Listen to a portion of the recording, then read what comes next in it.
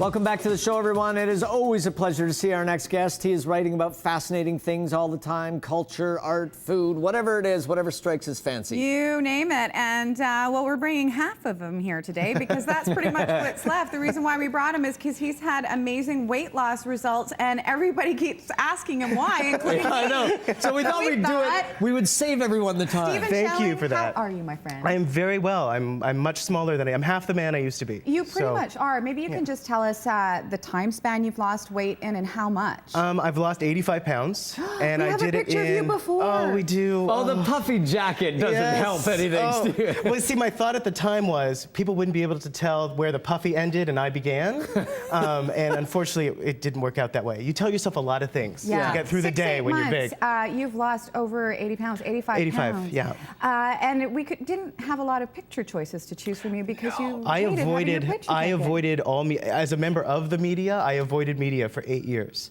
So I would duck out of pictures, I would run away, I would sort of ask not to be put in YouTube profiles or anything like that. So, what spurred it? I mean, what spurred that decision? Because I think that's a point where a lot of people start, right? Is There's that something. tipping point, right? And I think for me, the start was after a particularly bacchanalian St. Patrick's Day party, and I woke up with like a wedding hangover. Right. And like, how did the tiger get in the room? Exactly. That kind of thing. Where am I? And I suddenly realized that I had to do something different. And I was just on the internet puttering around, because that's all I could pretty much do that day. And this sort of diet thing came up, and I thought, well, I'll look at it. And usually I don't look at those things. And it was that diet that apparently Kate Middleton went on before her wedding, exactly, the Dukan diet. The Dukan diet. I've read about it, but I didn't really know what it was until I saw you and I said, oh my God, you've lost so much weight. How did you do it? What is the Dukan diet? It's pretty rigorous. It's high protein, no carbs. So you actually send your body into ketosis once every other day. So you, and in the beginning, it's for up to 10 days straight. So I lost 15 pounds the first 10 days of the diet. How'd that feel, Stephen? It felt great. I mean, because it was working, and you just kept. It motivates you because I was losing so much weight. Now, for some people, it doesn't work. I have friends that have tried it. Yeah. It hasn't worked for them. Luckily for me, it was well, the and one I that think worked. that's an interesting question because I think there's so many different ways, or there are ways to go about it, whether it's exercise, diet, all these different things. But you have to find that thing that works for you, that gives you that positive feedback loop that starts you on this whole journey. Dude, I see you walking the Burrard Bridge every day. Did that play into it? I think walking the Burrard Bridge did play into it. Plus, I was already doing boot camp. Even at 250 pounds, I was still doing my boot camp. And the boot camp really helped. I go to a Precision Athletics, and they have a great boot camp where I have 3 different people, 3 different days a week that do different types of work with me. They totally kick your butt. Yeah, they're not merciful. How I have much a of a trainer change over there have too. you noticed in what you can do, losing 85 pounds? Because in 6 months, you must just feel like a different human being. You're completely different. I mean, I work in fashion a lot of the time, and so I could actually buy off the rack. Wow. and I went from basically not being able to shop at regular stores to being a size small. And psychologically, working in the fashion business, I mean, I've worked with you in the fashion business. What was that doing to you that you couldn't wear the clothes you were putting on other people? I know, it's tough. And the first shoot I did post weight loss, I got to take home the t-shirt that I had made for the model.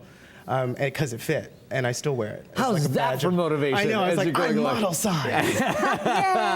So with the Dukan, just for people that are curious about it before they Google it, do you have to, is it a package thing? Is it No, it's, you don't have to buy anything. You could buy the book if you want. Most of the information's already online.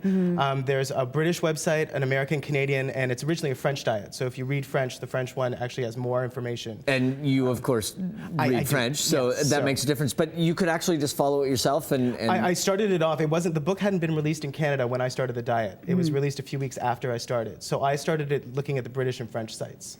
Health-wise, how are you feeling? I mean, no carbs is hard for some people, but... it was very hard. Yeah. The no drinking was a real tough one. Yeah. No wine, no. Yeah. Those first 6 weeks, they were tough, let me tell you. Detox action. Yeah, but it makes you realize the things that everybody slips into. You know what I mean? Like, it's really easy to sort of get into these habits because they're gradual creep, right? It's how to boil a frog. Well, and it's going to events and going to parties and going to media things part of in the this business. town. Someone's always there with a glass of wine and something yummy to eat. Yeah. And so I had to stop going to a lot of events. But Stephen, you still have fun. I see you out all the time, and you're not limiting yourself to an extreme that you're not enjoying life. How do you manage both? It's just a matter of that honestly, that whole trope about, you know, nothing tastes as good as being skinny feels, if you actually live that and sort of tell yourself that mantra, it doesn't mean that, you know, at 3 in the morning I sometimes don't go to the gas station to buy peanut M&Ms, because I do. As we should. I believe I did it last night, maybe. Maybe. But well, the Dukan diet does sort of philosophize that you add things back in eventually, right. I mean, right? I did the diet part, which took me around 6 months.